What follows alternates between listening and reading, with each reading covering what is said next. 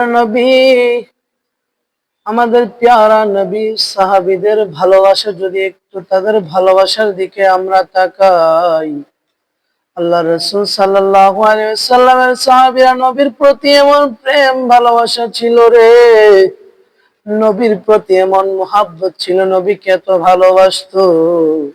নবীকে ভালোবাসে তারা নবীর জন্য নিজের জান মাল সবকিছু তারা উজাড় করে দিতে পারে।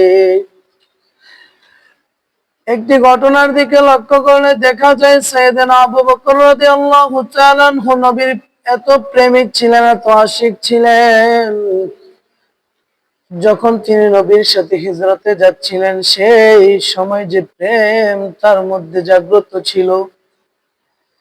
আবু বকর সিদ্দিক রাদিয়াল্লাহু তাআলা আনহু যখন নবীর সাথে হিজরতে রওনা দিলেন, ওই মদিনার দিকে যখন মক্কা ছেড়ে তারা যাচ্ছে, তখন গায়রে সুর নামক একটি গুহায় তারা আশ্রয় নেবে।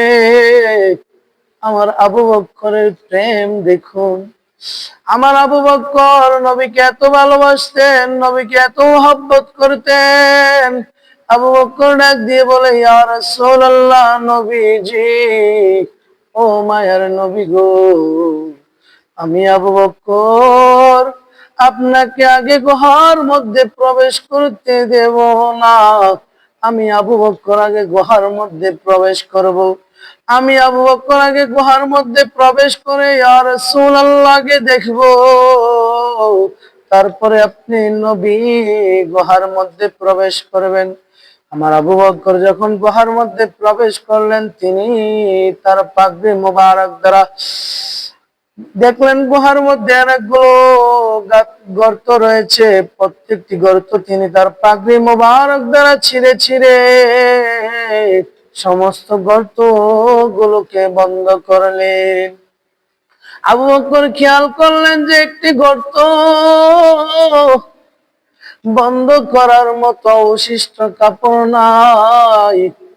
আমার নবী যদি এই গর্ত থেকে কোন সাপ বিচ্ছু আছে আমার নবীকে কামড় মারে, আমার নবী কষ্ট পাবে, আমি আবু বকর তা সহ্য করতে পারবো না। আবু বকরের প্রেম এত গভীর প্রেম, আবু বকর নিজের পা দ্বারা সেই গর্তটিকে বন্ধ করে আমার নবীকে ডাক দিলেন, ইয়া রাসূলুল্লাহ, নবীজি, আপনি গুহার মধ্যে প্রবেশ করেন। ইয়া রাসূলুল্লাহ, ও আল্লাহর হাবিব,